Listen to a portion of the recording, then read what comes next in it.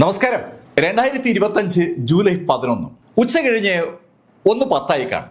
വെള്ളിയാഴ്ചയാണ്. കർണാടകയിലെ കലബുർഗയിലുള്ള സർഫ ബസാറിലെ ഒരു ജുവലറി ഷോപ്പിലേക്ക് ആ സമയത്താണ് പള്ളിയിൽ പ്രാർത്ഥിക്കാൻ പോയ നിസാർ കടന്നു വരുന്നത്. നിസാറിനൊപ്പം എല്ലാ വെള്ളിയാഴ്ചയും കൃത്യമായും പ്രാർത്ഥനയ്ക്ക് എത്താറുള്ള അദ്ദേഹത്തിന്റെ സുഹൃത്തു കൂടിയായ ആ ജുവലറി ഓണറെ കാണാത്തതുകൊണ്ടാണ് നിസാർ ആ സമയത്ത് ആ ജുവലറിക്ക് വന്നത്. അയാൾ വന്ന ആ സ്ഥലം ഒരു ജുവലറി കം വർക്ക്ഷോപ്പാണ്.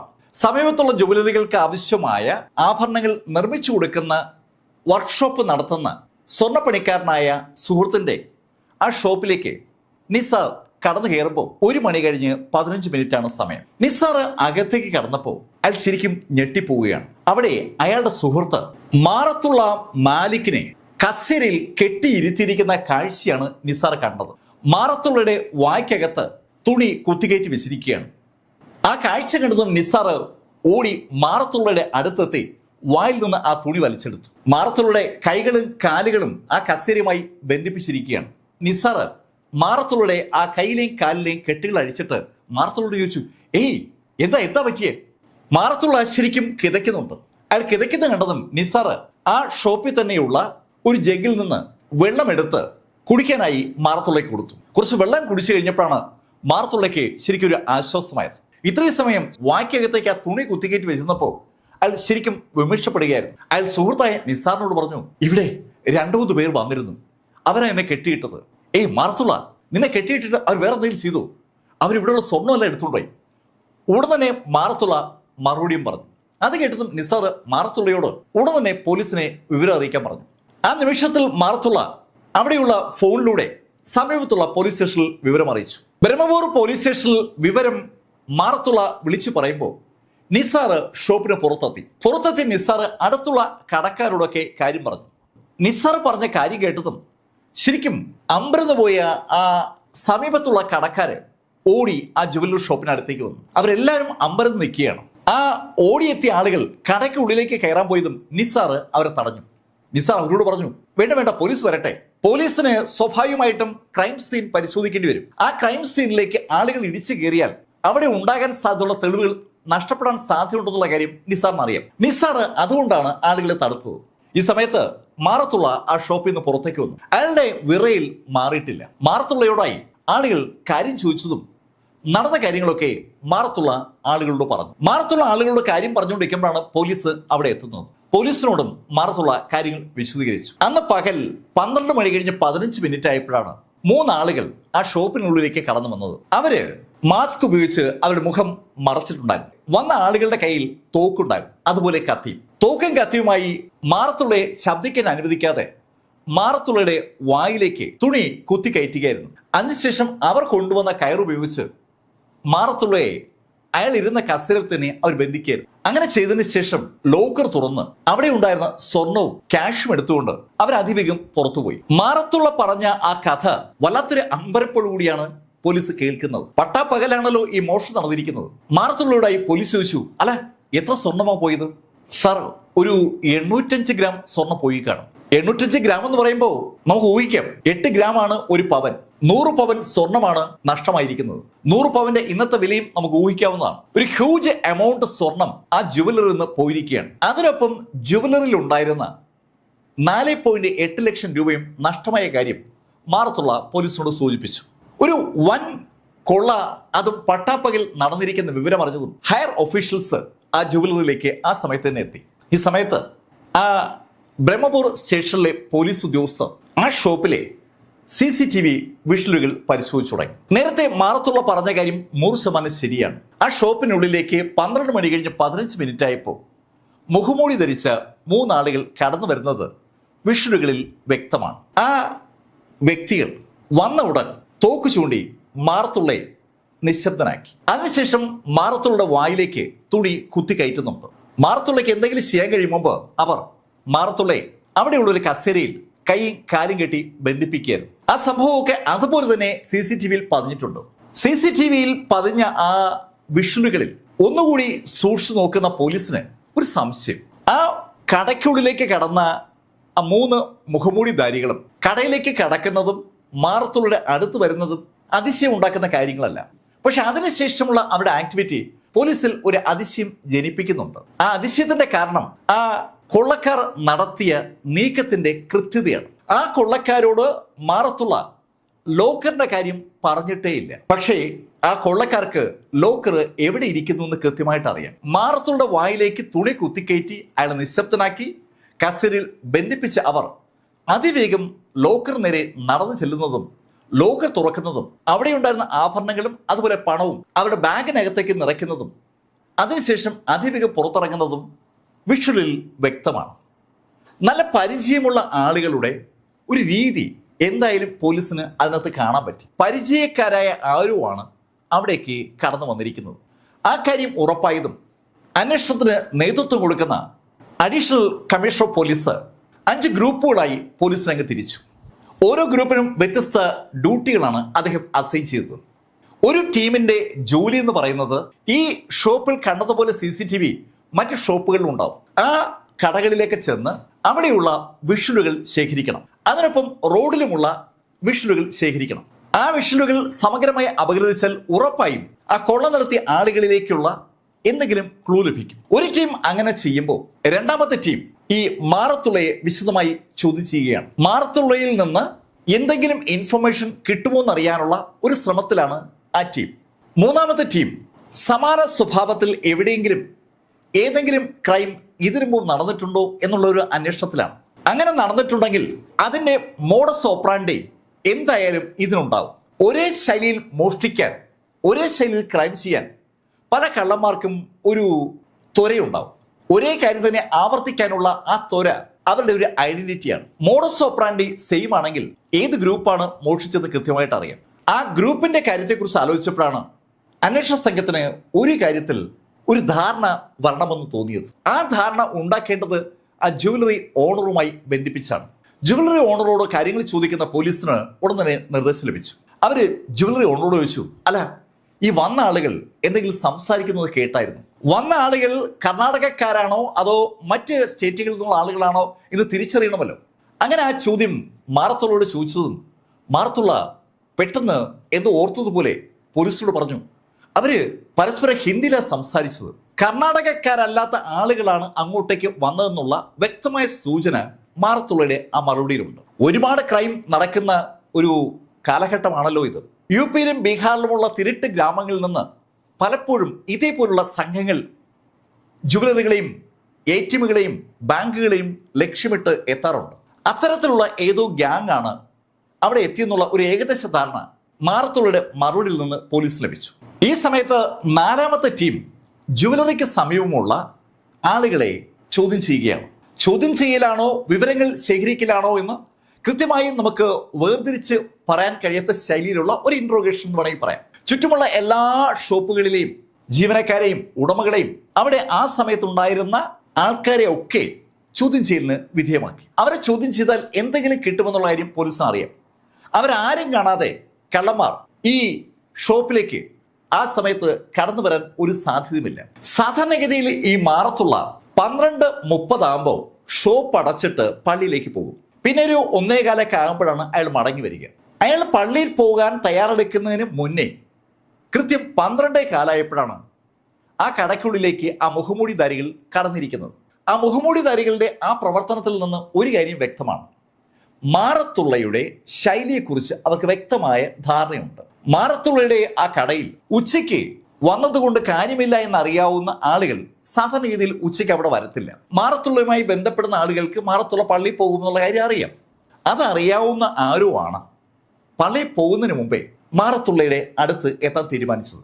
ആ സമയത്ത് മാറത്തുള്ളയുടെ ആ വർക്ക്ഷോപ്പിൽ വേറെ ആരും ഉണ്ടാകില്ല എന്നുള്ള കാര്യവും അവന്മാർക്ക് അറിയാം. പോലീസിന് അങ്ങനെ ഒരു ധാരണ ഇപ്പോൾ ഉണ്ടായിരിക്കുകയാണ്. ഈ സമയത്ത് CCTV വിഷ്വലുകൾ പരിശോധിക്കുന്ന പോലീസ് സംഘത്തിന് ഒരു നിർണായകമായ വിഷ്വല് കിട്ടി. ഈ സംഭവം നടക്കുന്ന 12:15-നും 12:25-നും ഇടയിൽ മാറത്തുള്ളയുടെ ഷോപ്പിന് പുറത്ത് ഒരാള് നിൽക്കുന്ന വിഷ്വലാണ് പോലീസിന് കിട്ടിയത്. ആ ആളും മുഖംമൂടി ധരിച്ചിട്ടുണ്ട്. മുഖംമൂടി ധരിച്ച 4ാമതൊരാൾ കൂടി ഉണ്ടായിരുന്നു എന്നുള്ള കാര്യം യഥാർത്ഥത്തിൽ ബന്ധനസ്ഥനാക്കപ്പെട്ട മാറത്തുള്ളയ്ക്ക് അറിവുണ്ടായിരുന്ന കാര്യമല്ല. അയാളത് പോലീസിനോട് പറഞ്ഞിട്ടുമില്ല. പക്ഷെ പോലീസ് ഇപ്പോൾ ആ 4ാമത്തെ ആളെ കണ്ടു. ആ ആളുടെ ഡ്രസ്സ് പോലീസ് പ്രത്യേകം നോട്ട് ചെയ്തു. അകത്തെ ആളിന്റെ ഡ്രസ്സും പോലീസിന്റെ നിരീക്ഷണത്തിലാണ്. ആ 4 ഡ്രസ്സ് ധരിച്ച വ്യക്തികൾ ഈ ജുവലറി ആക്രമണം നടക്കുന്നതിന് മുന്നേ എവിടെയായിരുന്നു എന്ന് കണ്ടെത്താനുള്ള ഒരു ശ്രമത്തിലേക്ക് പോലീസ് കടന്നു. ഈ സമയമായപ്പോൾ സമീപത്തുള്ള എല്ലാ കടകളിൽ നിന്നുമുള്ള CCTV വിഷ്വലുകൾ, അതുപോലെ റോഡിൽ നിന്നുള്ള വിഷ്വലുകൾ ഒക്കെ അന്വേഷണ സംഘം കളക്ട് ചെയ്ത് കഴിഞ്ഞു. സമയം അതിവേഗം കടന്നു പോവുകയാണ്. ഇൻക്വസ്റ്റ് നടപടികൾ പൂർത്തീകരിച്ച പോലീസ് അന്വേഷണമായി മുന്നോട്ട് പോവുകയാണ്. പെട്ടെന്ന് ഒരു ദിവസം കടന്നുപോയി. ഏകദേശം 2 ദിവസമായപ്പോൾ സകല CCTV വിഷ്വലും അരിച്ചു പറക്കുന്നിടയിൽ അന്വേഷണ സംഘത്തിന് ഒരു നിർണായകമായ ഡേറ്റ ലഭിച്ചു. അത് ഒരു CCTV വിഷ്വലിൽ നിന്നാണ് കിട്ടുന്നത്. ആ CCTV വിഷ്വലിൽ പോലീസ് കണ്ടത് മാറത്തുള്ളയുടെ ആ വർക്ക്ഷോപ്പിനകത്ത് കടന്നു വന്ന ആ മുഖംമൂടിധാരികൾ ധരിച്ചിരിക്കുന്ന അതേ വസ്ത്രം ധരിച്ച 3 ആളുകളെ ഒരു മരത്തിന്റെ ചുവട്ടിൽ വെച്ച് പോലീസ് കാണുകയാണ്. ആ 3 പേർക്കൊപ്പം വേറെ 2 ആളുകളുണ്ട്. അവർ 5 പേരും സംസാരിച്ചുകൊണ്ടിരിക്കുകയാണ്. അല്പം ദൂരെയുള്ള ഒരു ക്യാമറയിലാണ് അവരുടെ ആ വിഷ്വൽ പതിഞ്ഞിരിക്കുന്നത്. അവരുടെ ആ വേഷവും ആ ജുവലറിക്കകത്ത് കണ്ട ആളുകളുടെ വേഷവും ഒരുപോലെയാണ്. രണ്ടാമത് ഒരു കാര്യം കൂടി പോലീസ് നോട്ട് ചെയ്തു. ആ ജുവലറിക്കകത്ത് കടന്ന ആളുകൾ നടക്കുന്ന വിഷ്വൽ പോലീസിന്റെ കയ്യിലുണ്ട്. ആ ആളുകൾ നടക്കുന്ന രീതി, അവരുടെ ബോഡി ലാംഗ്വേജ്, അതൊക്കെ കൃത്യമായി അനലൈസ് ചെയ്ത പോലീസിന് ആ മരത്തിന്റെ ചുവട്ടിൽ നിന്ന് സംസാരിക്കുന്ന ആളുകൾ ചിലർ നടക്കുമ്പോൾ ഒരു സാമ്യം തോന്നി. സാധാരണ ഇതിൽ ഏതൊരാളുടെയും നടത്തത്തിന് ഒരു പ്രത്യേക താളം ഉണ്ടാവും. ആ താളം അയാൾ പോലും അറിയാതെ അയാൾ പതുക്കെ പതുക്കെ ഉണ്ടായി വരുന്നതാണ്. അത് അയാളുടെ ഒരു ഐഡന്റിറ്റിയാണ്. നമുക്ക് എല്ലാവർക്കും ആ ഐഡന്റിറ്റി ഉണ്ട്. നമ്മുടെ ബോഡി ലാംഗ്വേജ് എന്ന് വേണമെങ്കിൽ നമുക്കതിനെ വിളിക്കാം. നമ്മുടെ ശരീരഭാഷ, ഞാൻ കൈ അനക്കുമ്പോഴും സംസാരിക്കുമ്പോഴും ചരിയുമ്പോഴും ഒക്കെ ഒരു എൻ്റെതായ രീതി ഉണ്ടാകാറുണ്ട്. അത് മറ്റൊരാൾക്ക് അതുപോലെ അനുകരിക്കാൻ ലേശം പാടായിരിക്കും. ഇവിടെ ആ ജുവലറി വർക്ക്ഷോപ്പിന്റെ അകത്ത് കണ്ട ആളുകളുടെ ബോഡി ലാംഗ്വേജും ആ മരത്തിന് ചുവട്ടിൽ കണ്ട ആളുകളുടെ ബോഡി ലാംഗ്വേജും തമ്മിൽ എന്തായാലും ഒരു സാമ്യമുണ്ട്. പോലീസിന്റെ ശ്രദ്ധ പൂർണ്ണമായും ആ 5 ആളുകളിലേക്ക് തിരിയുന്നത് ആ നിമിഷം മുതലാണ്. ആ 5 ആളുകൾ അവിടെ നിന്ന് എങ്ങോട്ട് പോയി? പോലീസ് ആ വിഷ്വലുകൾ ഫോളോ ചെയ്യാണ്. പതുക്കെ പതുക്കെ ആ വിഷ്വലുകൾ ഫോളോ ചെയ്ത് വന്ന പോലീസിന് അവരിൽ ചിലർ ഈ പർട്ടിക്കുലർ ഡേറ്റിൽ ഇതേ ഷോപ്പിംഗ് കോംപ്ലക്സിന് സമീപത്ത് എത്തിയ വിഷ്വൽ മറ്റ് കടകളിലെ CCTVകളിൽ നിന്ന് ലഭിച്ചു തുടങ്ങി. ആ മരത്തിന്റെ ചുവട്ടിൽ നിന്ന് അവിടേക്ക് നടന്നു വന്ന ആളുകൾ മുഖംമൂടി ധരിച്ചിട്ടില്ല. പക്ഷെ അവര് 5 പേരുണ്ടായിരുന്നത് 4 ആയി കുറഞ്ഞിട്ടുണ്ട്. ആ 4 പേരും മരത്തിന്റെ ചുവട്ടിൽ നിന്ന് 4 ദിശകളിലേക്കാണ് നടന്നെങ്കിലും അവസാനം 4 പേരും 4 ദിശകളിലൂടെ ആ ഷോപ്പിംഗ് കോംപ്ലക്സിന്റെ അടുത്തെത്തിയ വിഷ്വൽ കൃത്യമായി പോലീസിന് കിട്ടി. ഒരു ടീം മീറ്റിംഗ് നടന്നിരിക്കുന്നു. ആ ടീം മീറ്റിംഗ് നടന്നതിന് ശേഷം 4 ദിശകളിലേക്ക് പിരിഞ്ഞ അവർ 4 ദിശകളിലൂടെ തന്നെ ആ ഷോപ്പിംഗ് കോംപ്ലക്സിന് മുന്നിൽ എത്തിയിരിക്കുകയാണ്. എന്തിന് അവർ 4 ദിശകളിലൂടെ തിരിഞ്ഞ് അവസാനം ഒന്നിച്ച് കൂടിച്ചേർന്നു? ആ ഒരു സംശയം പോലീസിനുണ്ട്. അതിനുശേഷം പോലീസിന് കിട്ടുന്ന വിഷ്വൽ എന്ന് പറയുന്നത് ആ മാറത്തുള്ളയുടെ ഷോപ്പിന് മുന്നിൽ നിൽക്കുന്ന ഒരാളുടെ വിഷ്വലാണ്. ആ ആളുടെ വിഷ്വലും താഴെയുള്ള 4 പേരുടെ വിഷ്വലും തമ്മിൽ കമ്പയർ ചെയ്യുമ്പോൾ 2 പേരുടെയും ഡ്രസ്സ് ഒന്നാണെന്ന് വ്യക്തമാണ്. പക്ഷെ ഒരു കുഴപ്പം മാത്രമേ അവിടെ ഉള്ളൂ. താഴെ നിൽക്കുന്ന ആളുടെ മുഖത്ത് മുഖംമൂടിയില്ല. മുകളിൽ ആ ജുവലറി ഷോപ്പിന് മുന്നിൽ കാവൽ നിൽക്കുന്ന സമയത്ത് ആ ആളുടെ മുഖത്ത് ഒരു മുഖംമൂടിയുണ്ട്. ഇതേ സംഭവം തന്നെയാണ് ജുവലറിക്ക് അകത്തുമുള്ളത്. താഴെ മുഖംമൂടി ഇല്ലാത്ത 3 ആളുകൾ, അകത്ത് മുഖംമൂടി ധരിച്ച ആളുകൾ. മുകളിലത്തെ വിഷ്വലുള്ള ആളുകളും താഴെയുള്ള ആളുകളും ഒന്നാണെന്ന് പോലീസിന് ഏകദേശം ഉറപ്പായി. പക്ഷെ എപ്പോഴാണ്, എവിടെ വെച്ചാണ് അവർ ഈ മുഖംമൂടി ധരിച്ചെന്നുള്ള കാര്യം ഒരു വിഷ്വലിലും പറഞ്ഞിട്ടില്ല. പോലീസ് ആ വിഷ്വലുകൾ തലങ്ങും വിലങ്ങും അനലൈസ് ചെയ്യാണ്. ഈ കക്ഷികളും അവർ താഴെ ആ മരത്തിന്റെ അടുത്ത് നിന്ന് ഫോളോ ചെയ്ത് ഈ ഷോപ്പിംഗ് കോംപ്ലക്സ് വരെ എത്തിയിരിക്കുന്ന ആ 4 സംഘത്തിനും ഈ ജുവലറി നടന്ന കൊള്ളയ്ക്കും തമ്മിൽ എന്തെങ്കിലും ബന്ധമുണ്ടോ എന്ന ചോദ്യത്തിന് ഉണ്ടെന്ന് ഉറപ്പിക്കുന്ന ഒരു മറുപടി പോലീസിന് ലഭിക്കുന്നത് അവരിട്ടിരിക്കുന്ന ആ ഡ്രസ്സാണ്. കഴുത്തിന് താഴോട്ടുള്ള ഡ്രസ്സ് ആ മോഷണം നടന്ന സമയത്ത് ആളുകൾ ധരിച്ചിരിക്കുന്നത് തന്നെയാണ് മരത്തിന്റെ ചുവട്ടുള്ള ആളുകൾ ധരിച്ചിരിക്കുന്നത്. പോലീസിന് അക്കാര്യം ഉറപ്പാണ്. അവന്മാർ തന്നെയാണ് കൊള്ള നടത്തിയത്. പക്ഷെ അവന്മാർ ആരാ? അതാണല്ലോ കാതലായ ചോദ്യം. 2 വിഷ്വലിലും കാണുന്ന ആളുകൾ ഒന്നാണെന്ന് അറിയാൻ ഒരു മാർഗമുണ്ട്. സമീപത്തുള്ള കടകളിൽ ആ വിഷ്വലിൽ കാണുന്ന ആളുകളുമായി ബന്ധപ്പെട്ട് ഒരു അന്വേഷണം നടത്തുക. പോലീസ് ആ CCTV വിഷ്വലിൽ കാണുന്ന 5 ആളുകളുടെയും ചിത്രങ്ങൾ ശേഖരിച്ചു. ആ ഫോട്ടോകളുമായി പോലീസ് സംഘം ഓരോ കടയിലും കയറി ഇറങ്ങി ആ ചിത്രങ്ങൾ കാണിച്ച് അവരോട് സംസാരിക്കുകയാണ്. ആ ചിത്രങ്ങളിൽ കാണുന്ന ആളുകളെ ആർക്കും വലിയ പരിചയമൊന്നുമില്ല. അവരാരും ആ ആളുകളെ അവിടെ അങ്ങനെ കണ്ടിട്ടേയില്ല. തികച്ചും അപരിചിതരാണ്. അങ്ങനെ പറയുമ്പോഴാണ് ഒരു വ്യക്തി തിരിച്ചറിഞ്ഞത്, സർ ഇത് എനിക്ക് അറിയാവുന്നൊരു കക്ഷിയാണ്, അയാളുടെ പേര് ഞാൻ ഓർക്കുന്നില്ല, പക്ഷെ അയാളെ ഞാൻ എവിടെയോ കണ്ടിട്ടുണ്ട്. പോലീസിന് വളരെ വളരെ നിർണായകമായ ഒരു തെളിവ് ലഭിച്ചു എന്ന് തോന്നിയ ആ നിമിഷത്തിൽ സമീപത്തുള്ള ഒരു പാവ് ബജി കടക്കാരൻ അയാളെ കാണിച്ച ഫോട്ടോകളിൽ നോക്കിയിട്ട് നേരത്തെ ഒരാൾ തിരിച്ചറിഞ്ഞ ആ വ്യക്തിയെ കൃത്യമായി ഐഡന്റിഫൈ ചെയ്തു. സർ ഇയാളെ എനിക്ക് ഓർമ്മയുണ്ട്, സർ ഇയാള് വെള്ളിയാഴ്ച ഏകദേശം ഉച്ചയാകാറായപ്പോ എൻ്റെ ഈ കടയിൽ വന്ന് ഒരു പാവ് ബജി വാങ്ങിച്ചിരുന്നു. അയാൾ അങ്ങനെ പറഞ്ഞതും പോലീസ് അയാളോട് ചോദിച്ചു, അല്ല നീ എന്താ അയാളെ ഓർത്തിരിക്കാൻ കാരണം? സർ ഞാൻ പള്ളി പോകാനായിട്ട് കട അടയ്ക്കാൻ പോയപ്പോഴാണ് അയാൾ വന്നത്, അതുകൊണ്ടാണ് ഞാൻ അയാളെ ഓർത്തിരിക്കുന്നത്. അത് കേട്ടതും പോലീസ് അയാളോട് ചോദിച്ചു, അല്ല നീ സാധാരണ എത്ര മണിക്കാണ് പള്ളിയിൽ പോകുന്നത്? സർ ഞാനൊരു 12:15 ആകുന്നതിന് മുന്നേ പള്ളിയിലേക്ക് നടക്കും. അവിടെ ചെന്ന് മുഖം കൈയും കരവും ഒക്കെ കഴുകി വൃത്തിയാകുമ്പോഴേക്കും മറ്റു കടകളിലെ ആളുകളൊക്കെ അവിടെ എത്തും. ഞങ്ങൾ ഒന്നിച്ചാണ് പള്ളിയിലേക്ക് കയറുക. അയാൾ എല്ലാ വെള്ളിയാഴ്ചയും പള്ളിയിൽ പോകുന്ന ഒരു ടൈമുണ്ട്, ആ ടൈം അനുസരിച്ചാണ് അയാൾ പറഞ്ഞത്. അയാൾ അങ്ങനെ പറഞ്ഞതും പോലീസ് അയാളോട് ചോദിച്ചു, അല്ല അയാൾ എന്തൊക്കെ സാധനങ്ങളാണ് വാങ്ങിച്ചത്? സർ അയാൾ അന്ന് പാവ് ബജി മാത്രമേ വാങ്ങിച്ചുള്ളൂ. എത്ര പാവ് ബജി വാങ്ങിച്ചു? സർ ഒരെണ്ണേ വാങ്ങിച്ചുള്ളൂ എന്നാണ് എനിക്ക് തോന്നുന്നത്. അയാൾ ലേശം ധൃതിയിലായിരുന്നു. അല്ല നിനക്ക് അയാൾ എങ്ങനെ പേ ചെയ്തത്? സർ അയാൾ എനിക്ക് ഫോൺ പേ വഴിയാണ് പണം അയച്ചെന്നാണ് തോന്നുന്നത്. ശരി നീ ഒന്ന് നോക്കി അത് ശരിയാണെന്ന് അറിയാലോ. പോലീസ് അങ്ങനെ പറഞ്ഞതും അയാളുടെ ഫോൺ പേ ഓപ്പൺ ആക്കി അതിനകത്തെ ആ വെള്ളിയാഴ്ച ഉച്ചയ്ക്ക് ഈ പറഞ്ഞ 12-നും 12:30-ക്കും ഇടയിലുള്ള ട്രാൻസാക്ഷൻസ് നോക്കിയപ്പോൾ അതിനകത്ത് ഒരേ ഒരു ട്രാൻസാക്ഷനെ ഈ 12 മണിക്ക് ശേഷം നടന്നിട്ടുള്ളൂ. അതൊരു 30 രൂപയുടെ ഫോൺ പേ ട്രാൻസാക്ഷനാണ്. 30 രൂപയുടെ ഒരു പാവ് ബജി വാങ്ങിച്ചതിന് ശേഷം അയാളുടെ ഡിജിറ്റൽ വാലറ്റിൽ നിന്ന് ആ പണം അയാൾക്ക് ട്രാൻസ്ഫർ ചെയ്തിരിക്കുകയാണ്. പോലീസിനെ സംബന്ധിച്ചിടത്തോളം വളരെ വളരെ നിർണായകമായ ഒരു ഇൻഫർമേഷനാണ് ആ പാവ് ബജി കടക്കാരന്റെ കയ്യിൽ നിന്ന് കിട്ടിയിരിക്കുന്നത്. ഉടൻ തന്നെ പോലീസ് ആ ഡേറ്റ കളക്ട് ചെയ്തു. ആ പണം അയച്ചിരിക്കുന്ന വ്യക്തിയുടെ ഐഡന്റിറ്റി കണ്ടെത്താൻ പോലീസിന് പിന്നെ അധികം സമയമൊന്നും വേണ്ടി വന്നില്ല. 30 രൂപയുടെ പാവ് ബജിക്ക് ഫോൺ പേ വഴി പണം അടച്ചിരിക്കുന്നത് ഒരു ഫറൂഖാണ്. അയാളുടെ മുഴുവൻ പേര് ഫറൂഖ് അഹമ്മദ് മാലിക് എന്നാണ്. ഫറൂഖ് അഹമ്മദ് മാലിക്കാണ് 30 രൂപയുടെ പാവ് ബജി വാങ്ങിക്കുകയും ഡിജിറ്റൽ വാലറ്റ് വഴി പണം കൊടുക്കുകയും ചെയ്തിരിക്കുന്നത്. അയാളുമായി ബന്ധപ്പെട്ട് സംസാരിച്ചുകൊണ്ടിരുന്ന 4 പേരാണ് മാറത്തുള്ളയുടെ ജുവലറിയിലേക്ക് ചെന്നതും ആ ജുവലറി കൊള്ള നടത്തിയിരിക്കുന്നതും. ആ 4 പേരിൽ ഒരാൾ ജുവലറിക്ക് കാവൽ നിൽക്കുകയും ബാക്കി 3 പേർ അകത്ത് കയറിയിരിക്കുകയുമാണ്. പോലീസ് ഫറൂഖ് അഹമ്മദ് മാലിക്കുമായി ബന്ധപ്പെട്ട വിവരശേഖരണം ആ നിമിഷത്തിൽ സ്റ്റാർട്ട് ചെയ്തു. അയാളൊരു വെസ്റ്റ് ബംഗാളുകാരനാണെന്നും അയാൾക്ക് 40 വയസ്സുണ്ടെന്നുമുള്ള വിവരങ്ങൾ കളക്ട് ചെയ്യാൻ പോലീസിന് പിന്നെ അധികം സമയമൊന്നും വേണ്ടി വന്നില്ല.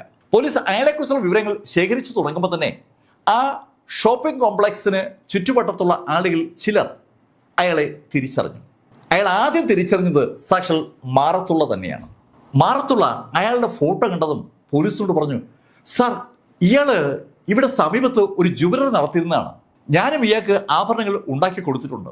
മാറത്തുള്ള ഈ ജുവലറികൾക്ക് വേണ്ടി സ്വർണം ഉണ്ടാക്കി കൊടുക്കുന്ന സ്വർണ്ണ പണിക്കാരനാണ്. അയാൾക്ക് ഫറൂഖിനെ നന്നായിട്ട് അറിയാം. ഫറൂഖ് അയാളുടെ കയ്യിൽ നിന്ന് ആഭരണം വാങ്ങിച്ചിട്ടുണ്ട്. ആ കാര്യം മാറത്തുള്ള തീർത്തു പറഞ്ഞതും മറ്റു ജുവലറിക്കാരും ഫറൂഖിനെ തിരിച്ചറിഞ്ഞു. സാർ എനിക്കും അറിയാം ഇയാൾ സമീപത്ത് ഒരു ജുവലറി നടത്തിയിരുന്നതാണ്, പക്ഷെ അയാളുടെ ജുവലറി ഇപ്പോൾ തുറക്കുന്നില്ല. എന്താ കാരണം? സാർ അയാൾക്ക് എന്തൊക്കെയോ പ്രശ്നമുണ്ടായി, വൻ കടത്തിലാണ് അയാൾ. പോലീസ് അന്വേഷിച്ചുകൊണ്ടിരിക്കുന്ന കഥയുമായി ബന്ധപ്പെട്ട് വളരെ വളരെ നിർണായകമായ ഇൻഫർമേഷനാണ് ഇപ്പോൾ ഫറൂഖുമായി ബന്ധിപ്പിച്ച് പോലീസിന് കിട്ടുന്നത്.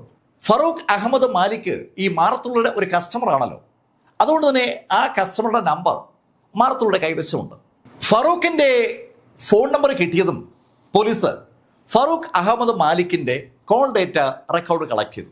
കഴിഞ്ഞ 1 മാസത്തെ കോൾ ഡേറ്റ റെക്കോർഡിലൂടെ കടന്നുപോയ പോലീസിന് രസകരമായ ചില ഇൻഫർമേഷൻസ് കിട്ടി. ഒരു അയോധ്യ പ്രസാദ് എന്ന് പറയുന്ന വെസ്റ്റ് ബംഗാളുകാരന്റെ ഫോണിലേക്ക് ഒരുപാട് തവണ ഫറൂഖ് വിളിച്ചിട്ടുണ്ട്. ഈ കൊള്ള നടന്ന ഫെബ്രുവരി 11-നും ഫറൂഖ് ആ അയോധ്യ പ്രസാദിന്റെ ഫോണിലേക്ക് വിളിച്ചിട്ടുണ്ട്. പക്ഷെ അതിനുശേഷം ഫറൂഖിന്റെയും അയോധ്യ പ്രസാദിന്റെയും ടെലിഫോണ് സ്വിച്ച് ഓഫ് ആണ്, അല്ലെങ്കിൽ അത് രണ്ടും പ്രവർത്തിക്കുന്നില്ല. അതിനകത്ത് സ്വാഭാവികമായിട്ടും പോലീസിന് ഒരു സംശയം തോന്നുമല്ലോ. അത് മനസ്സിലാക്കിയതും പോലീസ് ആ നിമിഷം തന്നെ അയോധ്യ പ്രസാദിന്റെ ആ ID കാർഡ് അവരുടെ സെർവറിൽ നിന്ന് കളക്ട് ചെയ്തു. അയോധ്യ പ്രസാദിന്റെ ആ ഫോട്ടോ ഡൗൺലോഡ് ചെയ്ത പോലീസിന് അടുത്ത നിമിഷം തന്നെ ആ കാര്യം ഉറപ്പായി. ജൂലൈ 11 12 മണിക്ക് മുന്നേ ആ മരത്തിന്റെ ചുവട്ടിൽ അവര് കണ്ട ആ 5 പേരിൽ ഒരാൾ അയോധ്യ പ്രസാദാണ്. ഫറൂഖും അയോധ്യ പ്രസാദും ഈ കൊള്ള നടന്ന സമയത്ത് ആ ജുവലറിക്ക് സമീപം ഉണ്ടായിരുന്നുവെന്ന് വ്യക്തമാക്കുന്ന വിഷ്വൽ ഇപ്പൊ പോലീസിന്റെ കൈവശമുണ്ട്. ഇനിയും 3 ആളുകൾ കൂടെ ആ കൂട്ടത്തിലുണ്ടല്ലോ. അവരാരെന്നറിയാനുള്ള ഒരു ശ്രമത്തിലേക്ക് പോലീസ് കടന്നപ്പോഴാണ് ഈ അയോധ്യ പ്രസാദിന്റെ കോൾ ഡേറ്റ റെക്കോർഡ് പോലീസിന്റെ കയ്യിലേക്ക് വരുന്നത്. അയോധ്യ പ്രസാദ് ഒരു മുംബൈക്കാരനുമായി നിരന്തരമായി ഫോണിൽ ബന്ധപ്പെടുന്നുണ്ട്. ആ ആളിന്റെ ഡേറ്റ കളക്ട് ചെയ്തപ്പോൾ പോലീസിന് അയാൾ ആരെന്ന് മനസ്സിലായി. അതൊരു സൊഹൈലാണ്. ആ സൊഹൈലിന്റെ ID കാർഡ് കളക്ട് ചെയ്ത പോലീസ് ആ മരത്തിന്റെ ചുവട്ടിലുള്ള 3-ാമനെ അങ്ങനെയാണ് ഐഡന്റിഫൈ ചെയ്യുന്നത്. അത് സൊഹൈലാണ്. ഫറൂഖും അതുപോലെ ഈ അയോധ്യ പ്രസാദും അതേപോലെ തന്നെ സൊഹൈലും ആ മരത്തിന്റെ ചുവട്ടിലുണ്ടായിരുന്നു. ഇനി 2 പേര് കൂടിയുണ്ട്. ഈ സൊഹൈല് മുംബൈക്ക് സമീപത്ത് നാസിക്കിലാണ് താമസം എന്നുള്ള കാര്യം അവന്റെ അഡ്രസ് വഴി പോലീസിന് മനസ്സിലായി. അതുപോലെ തന്നെ ഫറൂഖും അയോധ്യ പ്രസാദും വെസ്റ്റ് ബംഗാളുകാരുമാണെന്ന് മനസ്സിലായി. ഇനി 2 പേര് കൂടിയുണ്ട്. അവരുടെ ഐഡന്റിറ്റി കണ്ടെത്താനുള്ള ശ്രമത്തിലേക്ക് പോലീസ് കടക്കുമ്പോൾ പോലീസിന്റെ ടീമുകളിൽ ഒരെണ്ണം വെസ്റ്റ് ബംഗാളിലേക്കും മറ്റൊരെണ്ണം മുംബൈയിലേക്കും തിരിച്ചു. അവർക്ക് ഇപ്പോൾ ആ അഡ്രസ്സ് കയ്യിലുണ്ട്. സൊഹൈലിന്റെ വീട്ടഡ്രസ്സും അതുപോലെ അയോധ്യ പ്രസാദിന്റെയും ഫറൂഖിന്റെയും. ഈ സംഭവവികാസങ്ങൾ ഒരു ഭാഗത്ത് ഇങ്ങനെ നടക്കുമ്പോൾ CCTV വിഷ്വലുകൾ പരിശോധിക്കുകയായിരുന്ന ടീം അവിടെ ഈ കാലബർഗെ ബസ് സ്റ്റേഷനിൽ നിന്ന് വളരെ നിർണായകമായ ഒരു ഇൻഫർമേഷൻ കളക്ട് ചെയ്തു. പല ദിക്കിലൂടെ ആളുകൾ ആ ബസ് സ്റ്റേഷനിലേക്ക് വരുന്നുണ്ടല്ലോ. ആ വരുന്ന ആളുകളെ ഒന്നൊന്നായി അവര് പരിശോധിച്ച് വരുമ്പോഴാണ് അവരിപ്പോൾ ഐഡന്റിഫൈ ചെയ്തിരിക്കുന്ന ആ 3 മുഖങ്ങൾ അവർക്ക് കിട്ടിയത്. ഫറൂഖും അതുപോലെ അയോധ്യ പ്രസാദും സൊഹൈലും 3 വ്യത്യസ്ത ദിശകളിലൂടെ അവിടെ ആ ബസ് സ്റ്റാൻഡിൽ എത്തിയിരിക്കുകയാണ്. പക്ഷെ 3 പേരും കയറിയത് ഒരേ ബസ്സിലേക്കാണ്. ആ വിഷ്വൽ വളരെ വ്യക്തമായിട്ട് തന്നെ പോലീസിന് ഐഡന്റിഫൈ ചെയ്യാൻ പറ്റി. അവരങ്ങനെ നോക്കി നിൽക്കുമ്പോൾ ആ മരത്തിന്റെ ചുവട്ടിലെ വിഷ്വലിൽ പോലീസ് കണ്ട ആ 2 കഥാപാത്രങ്ങൾ കൂടി അതേ ബസ്സിലേക്ക് കടക്കുകയാണ്. കാലബുർഗയിൽ നിന്ന് ആ 5 പേരും ബസ്സിൽ എങ്ങോട്ടോ യാത്ര ചെയ്തു. പോലീസ് സ്വാഭാവികമായിട്ടും ആ ബസ് ഡിപ്പോയിൽ ബന്ധപ്പെടുന്നു. ആ ബസ് നമ്പർ ഐഡന്റിഫൈ ചെയ്യുന്നു. ആ ബസ്സിൽ യാത്ര ചെയ്ത ആളുകൾ എവിടേക്കാണ് പോയെന്നുള്ള വിവരം കളക്ട് ചെയ്തു. അവർ പോയത് സോലാപൂരിലേക്കാണ്. മഹാരാഷ്ട്രയിലെ സോലാപൂരിലേക്ക് അവിടെ നിന്ന് ബസ്സിൽ ആ 5 അംഗ സംഘം പോയിട്ടുണ്ട്. അതിൽ നിന്ന് പോലീസിന് ഒരു കാര്യം കൂടി ഉറപ്പാവുകയാണ്. അവിടെ എത്തിയ ആ സംഘം മിക്കവാറും അവരവരുടെ നാടുകളിലേക്ക് പോയി കാണും. ആ ഒരു ഇൻഫർമേഷൻ വെസ്റ്റ് ബംഗാളിലേക്കും മുംബൈയിലേക്കും പോയിരിക്കുന്ന പോലീസിനെ ഇവിടെ ഈ വിവരങ്ങൾ അന്വേഷിക്കുന്ന സംഘം അറിയിക്കുകയും ചെയ്തു. വെസ്റ്റ് ബംഗാളിലേക്ക് പോയ പോലീസ് അവിടുത്തെ പോലീസുകാരുടെ സഹായത്തോടുകൂടി അയോധ്യ പ്രസാദിന്റെ വീട് കണ്ടെത്തി. അതുപോലെ ഫറൂഖിന്റെ വീട് കണ്ടെത്തി. അവരാ വീട്ടിലെത്തുമ്പോൾ അവിടെ ഫറൂഖുമില്ല, അയോധ്യ പ്രസാദുമില്ല. വീട്ടിൽ വേറെ ആളുകളുണ്ട്. ആ ആളുകളെ മുഴുവൻ ഒരു തരത്തിലും വേറെ ആരുമായി കോണ്ടാക്ട് ചെയ്യാൻ അനുവദിക്കാതെ പോലീസ് കസ്റ്റഡിയിലാക്കി. പോലീസിന്റെ നിരീക്ഷണത്തിൽ അവരങ്ങനെ ഇരിക്കുമ്പോൾ സമയം അതിവേഗം കടന്നു പോവുകയാണ്. പോലീസിന് അധികം നേരം കാത്തിരിക്കേണ്ടി വന്നില്ല. അന്ന് രാത്രിയായപ്പോൾ അയോധ്യ പ്രസാദ് അവന്റെ വീട്ടിലേക്ക് ഇങ്ങനെ വരികയാണ്. അവൻ സാധാരണ രീതിയിൽ ബെല്ലടിക്കും പോലെ വീടിന് ബെല്ലടിച്ചു. ബെല്ലടിച്ചതും വാതിൽ തുറന്നു. അവന്റെ അമ്മയാണ് വാതിൽ തുറന്നത്. അമ്മയ്ക്ക് അയോധ്യ പ്രസാദിനോട് എന്തെങ്കിലും പറയാൻ കഴിയുമ്പോൾ അമ്മയുടെ തൊട്ടുപുറകിൽ പോലീസ് വേഷധാരിയായ ഒരാള് പ്രത്യക്ഷപ്പെട്ടു. വീടിനകത്ത് അമ്മയുടെ തൊട്ടുപുറകിലായി പോലീസിനെ കണ്ട അയോധ്യ പ്രസാദ് ശരിക്കും ഞെട്ടി. അവൻ തിരിഞ്ഞ് ഓടാൻ ശ്രമിക്കുമ്പോൾ അവന് ഓടാൻ പറ്റുന്നില്ല. കാരണം അവന്റെ പുറകിലായി 2 പോലീസുകാർ ആ സമയത്ത് എത്തിയിട്ടുണ്ട്. അയോധ്യ പ്രസാദ് പിടിയിൽ വീണ അതേ ശൈലിയിൽ തന്നെ ഫറൂഖിന്റെ വീട്ടിൽ അറസ്റ്റിലായി. അവനും തികച്ചും അപ്രതീക്ഷിതമായി ആ വീട്ടിൽ വെച്ച് പിടിക്കപ്പെടുകയായിരുന്നു. അവർ 2 പേരെയും പോലീസ് പിടികൂടിയപ്പോൾ ഇവിടെ നാസിക്കിൽ സൊഹൈല് പോലീസിന് കീഴിൽ അതേ ശൈലി വീണു.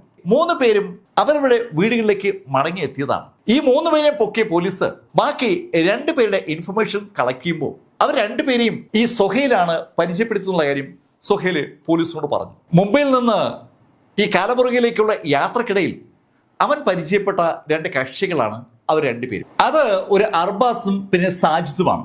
അവരെ പൊക്കാനുള്ള നടപടികളിലേക്ക് പോലീസ് കടക്കുമ്പോഴേക്കും വെസ്റ്റ് ബംഗാളിൽ നിന്ന് ഫറൂഖും അയോധ്യ പ്രസാദുമായി ഒരു ടീം കാലബുർഗയിൽ മടങ്ങിയെത്തി. മുംബൈയിൽ നിന്ന് സൊഹൈലുമായി അടുത്ത ടീം മടങ്ങിയെത്തി. ശരിക്കും മുംബൈയിലെ ഒരു തയ്യൽ ഷോപ്പിൽ വർക്ക് ചെയ്യുന്ന ഒരു തയ്യൽ തൊഴിലാളിയാണ് സൊഹൈൽ. അയോധ്യ പ്രസാദും ഫറൂഖുമായി പോലീസ് എത്തുമ്പോൾ സൊഹൈല് കാലബുർഗയിലുണ്ട്. ACPയുടെ നേതൃത്വത്തിൽ ഈ ടീമിനെ വിശദമായ ചോദ്യചെയ്യലിന് വിധേയമാക്കി. ഫറൂഖ് നേരത്തെ ഗൾഫിലായിരുന്നു. അത്യാവശ്യം നല്ല രീതിയിൽ ബിസിനസ് നടത്തിയിരുന്ന വ്യക്തി തന്നെയാണ് ഈ ഫറൂഖ് ഗൾഫിലെ വാസം അവസാനിപ്പിച്ചതിന് ശേഷം നാട്ടിലേക്ക് മടങ്ങിയെത്തി ഒരു ജുവലറി ബിസിനസ് സ്റ്റാർട്ട് ചെയ്തു.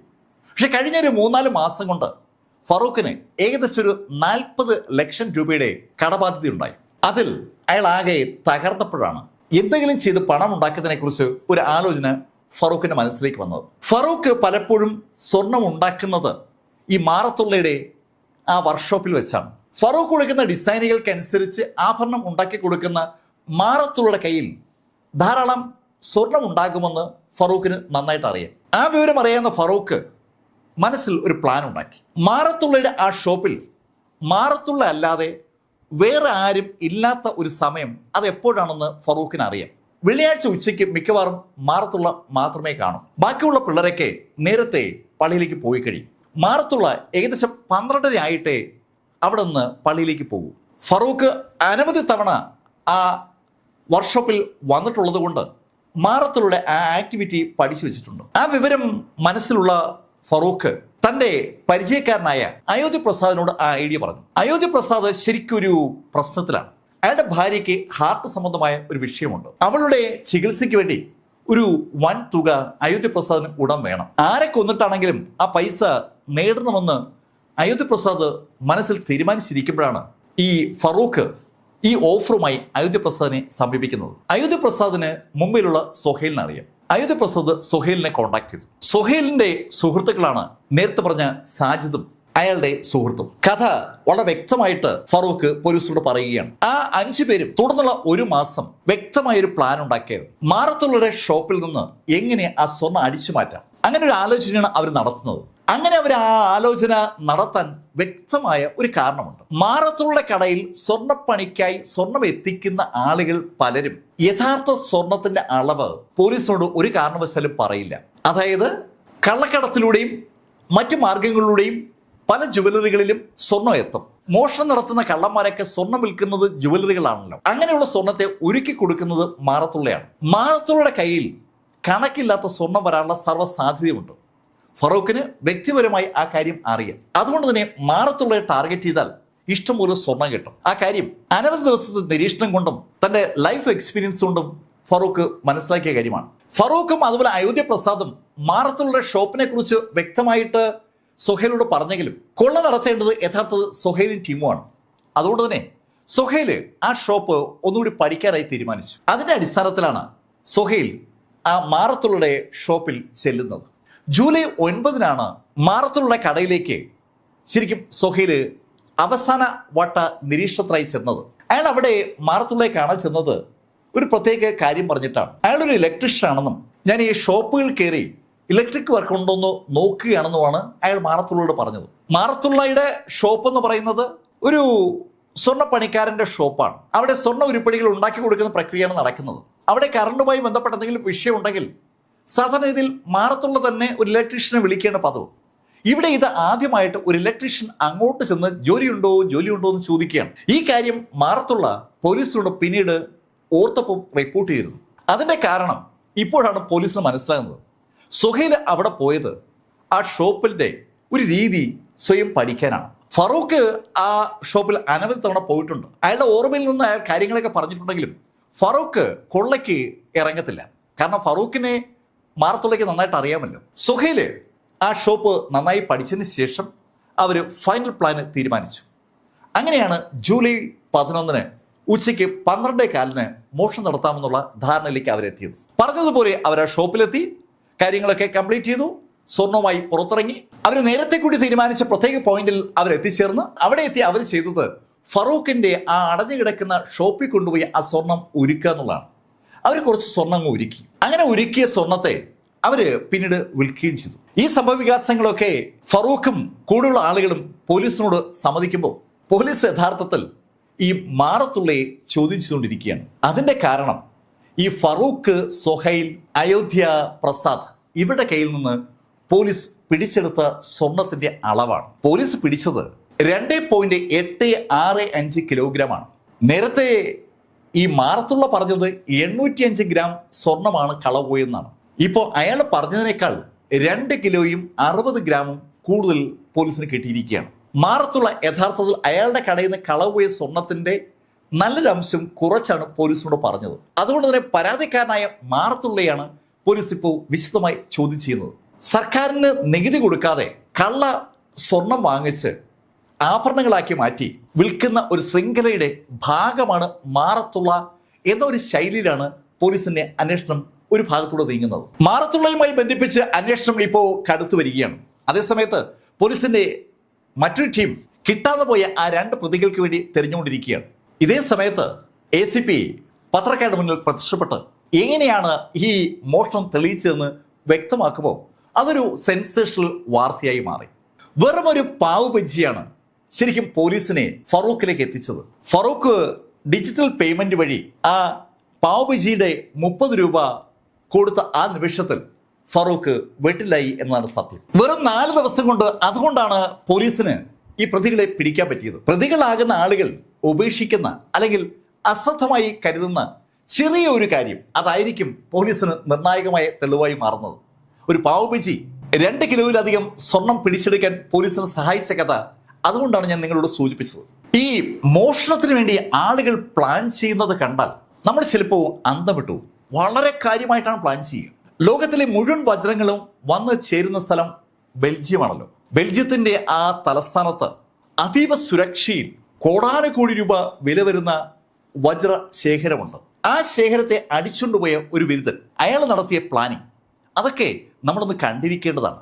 ഞാൻ ആ വീഡിയോ നേരത്തെ ചെയ്തിട്ടുണ്ട്, അതിവിടെ താഴെ ലിങ്കായി കൊടുത്തിട്ടുണ്ട്, ഒന്ന് കണ്ടു നോക്കുക. ഈ 2 കഥകളും നിങ്ങളോട് സൂചിപ്പിച്ചത് എം ലൈഫിൽ നിന്ന് BS ചന്ദ്രമോഹൻ. കമന്റിൽ ചെയ്യുക. Thank you.